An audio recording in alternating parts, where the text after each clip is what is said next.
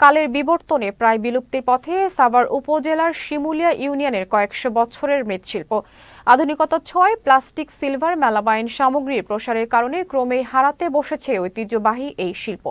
এছাড়া অর্থ সংকট আর সঠিক পৃষ্ঠপোষকতার অভাবে বাপদাদার পেশা হারানোর শঙ্কায় কারিগররা। প্রতিনিধি আমিনুল ইসলামের পাঠানো তথ্যচিত্রে বিস্তারিত।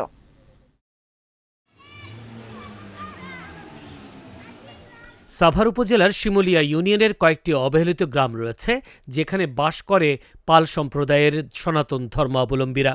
এসব গ্রামের বেশিরভাগ বাসিন্দারা মৃৎশিল্পের সাথে জড়িত। উন্নত যোগাযোগ ব্যবস্থা না থাকায় মৃৎশিল্পের কাঁচামাল নিজ আবাসস্থলে আনতে দ্বিগুণ খরচ গুনতে হয় এই শিল্পের সাথে জড়িতদের। এছাড়া শিল্পের কাঁচামালের দাম বৃদ্ধি পাওয়ায় হিমশিম খেতে হচ্ছে শিল্পীদের। প্লাস্টিকে আর সিলভারে একবার খেয়ে দিছে এই কাম। সিলভারে সব কিছু বানিয়ে হেলাইছে, প্লাস্টিকে সব কিছু বানিয়ে হেলাইছে। চলে না, এখানে খড়ি যাবার দাম বেশি দেখে এখন তো চলে না, নেয় না। এখন তো আপনার ব্যাগ জিনিস প্লাস্টিকের ব্যাগ দাম এসে গা না, বাইরে গেছে গা, এখান লেগে এখানের দাম নাই। আগে যে তাইলে পিপি খুরা আর কল সেঙ্গে বানাইছে আগে, থেকে বানাই না দুই একটু মাল পুরি হেঙ্গে নেই। এখন মাটির দাম খুব বেশি, খড়ির দামও বেশি, আর হইলো দইয়ের পাতিল বানাই। নেয় না, হেন কেউ বিক্রি হইব কেমনি? হেন তখন বিকবো না, না না চালাইলে নিব খরা খোরার মধ্যে দই পড়বো না। ওরা একসময় মাটি দিয়ে নানা পদের তৈজসপত্র তৈরি করতেন কারিগররা। আধুনিকতার ছোঁয়ায় এইসব তৈজসপত্রের চাহিদা একেবারে কমে গেছে। ফলে বাপদাদার এই শিল্প থেকে বাধ্য হয়ে মুখ ফিরিয়ে নিচ্ছেন অনেকে। শিল্প ও কারিগরদের বাঁচাতে সরকারি পৃষ্ঠপোষকতা প্রয়োজন বলে জানান সচেতন মহল।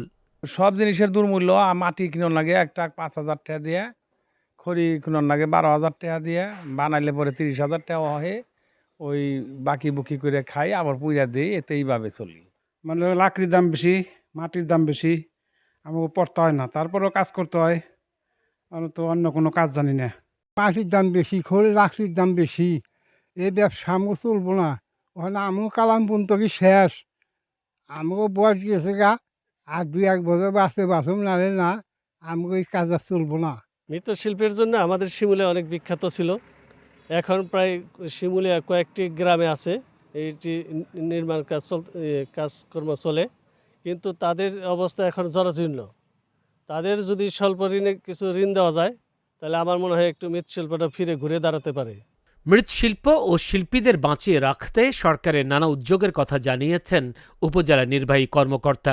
সাভার উপজেলার শিমুলিয়া গ্রামে প্রায় শতাধিক পরিবার এই মৃৎশিল্পের সাথে সরাসরি জড়িত।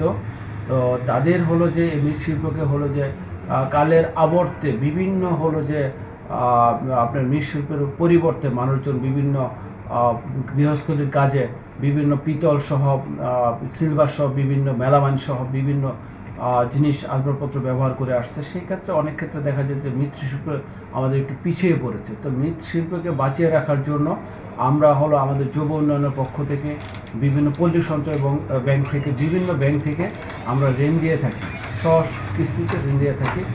শিল্পীদের হলো যে যদি অর্থনৈতিক কোনো সমস্যা থাকে এবং পুঁজির জন্য যদি তাদের শিল্প পিছিয়ে থাকে, তাহলে আমরা শিল্পীদেরকে হলো যে ঋণের মাধ্যমে সহজ কিস্তিতে তাদেরকে স্বাবলম্বী এবং এই শিল্পটাকে বাঁচিয়ে রাখার জন্য চেষ্টা করব।